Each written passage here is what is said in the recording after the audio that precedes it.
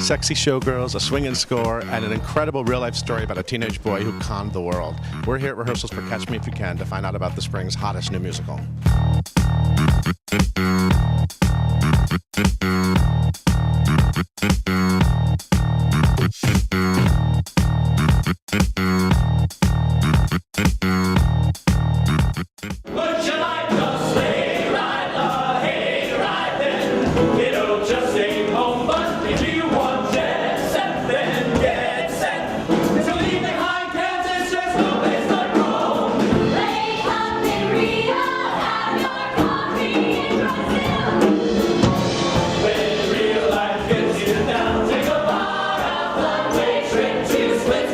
Why Catch Me If You Can on Broadway?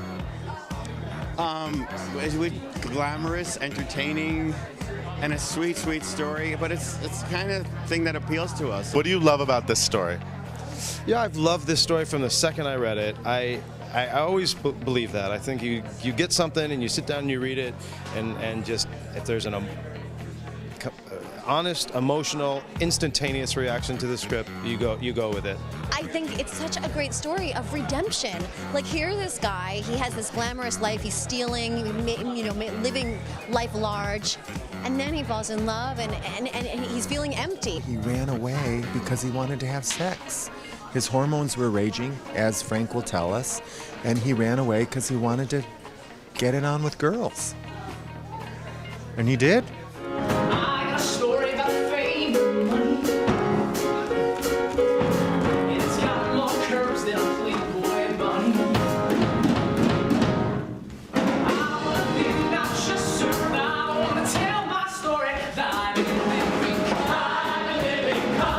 Why do you think your story works as a Broadway musical? I think it does because they've written, first of all, great music that takes you along with the story, music written for the play.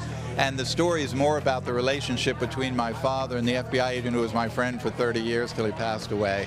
I think they're selling that side of the story that the movie really didn't delve into a great deal. Frank Abagnale Jr. is a kind of urban genius, if you know what I mean. That he figured out how to survive in New York City as a 16-year-old runaway, and in the meantime con a lot of people and pass several $1 million in bad checks. Basically, it has the ingredients of what used to make for a Broadway hit. It has these gorgeous chorus girls, unbelievably tuneful, wonderful music, and it has this very moving story of a boy's search for family and a father figure in particular.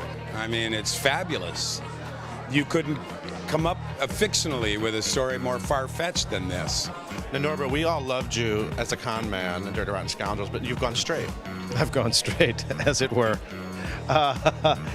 Yeah, I'm on the other side of the law for this one.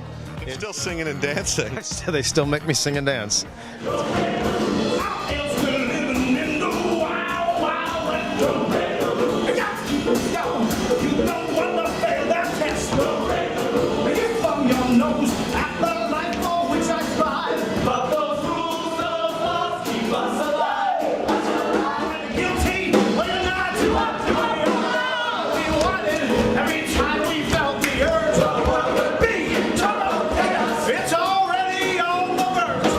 So how does it feel to have the real guy here today? That guy, it's unbelievable. I mean, it's such a fascinating story, but you'd think that it was made up. It's real. I mean, that guy did all this when he was 16 years old. And he's so forthcoming and open about what he did and why he did it. So, if I ever have a question, I can say, hey, what were you thinking here? What were you feeling? Or why did you do this? So it's kind of a very unique experience, when you're playing someone who's a real person who's right there. So it's incredible.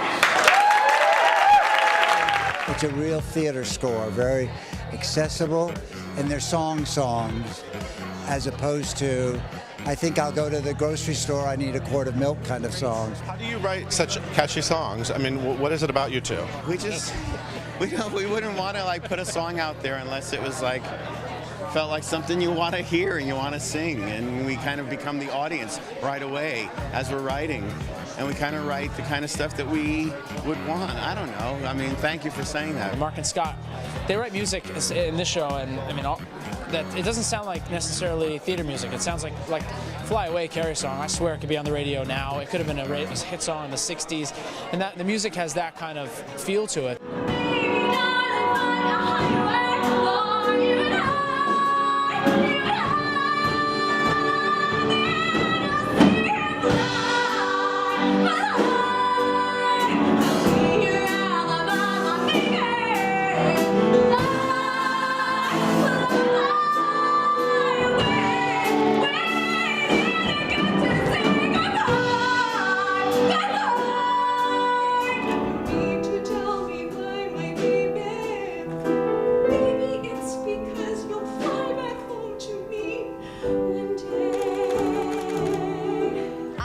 Ordinary girl.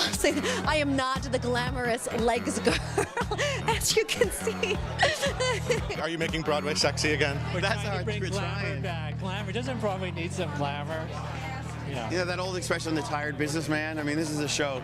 I think they should say, "Catch Me If You Can," a musical for men, or for men who hate musicals. Come see Catch Me If You Can, because we are really giving what a man wants, what a man needs. Do you think this show is making Broadway sexy again? If it doesn't, then Broadway doesn't have a pulse. That's all. Because if this doesn't sex Broadway up, nothing can. It is those girls, unbelievable babes. What do you think audiences are going to get when they come to the show?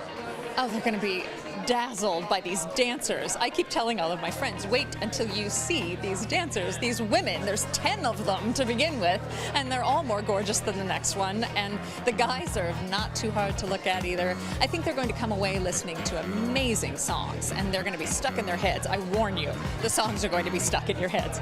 Now listen.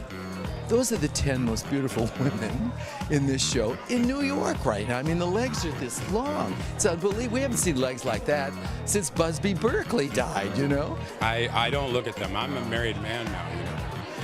I don't really check out the showgirls. I'm busy. I'm working. There are phenomenal legs in the show. It's a Jerry Mitchell show, so I think for a Jerry Mitchell show, I don't think you can walk into the room to audition unless you're like 5'8". And I hate these shows. I'm 5'7". Same thing happened in Dirty Rotten Scoundrels. I feel like a fire hydrant in these shows. It's so horrible. I do think it's bringing sex back to Broadway, if I say so myself. That's a really great way of saying it. Those girls, I mean, they've got more legs, you know, than Legs Diamond. What's that song? I'm bringing sexy back. Yes.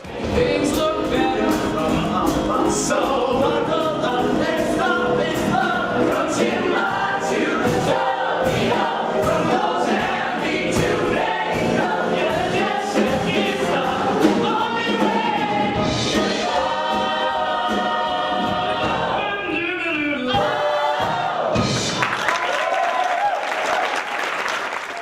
Catch us if you can.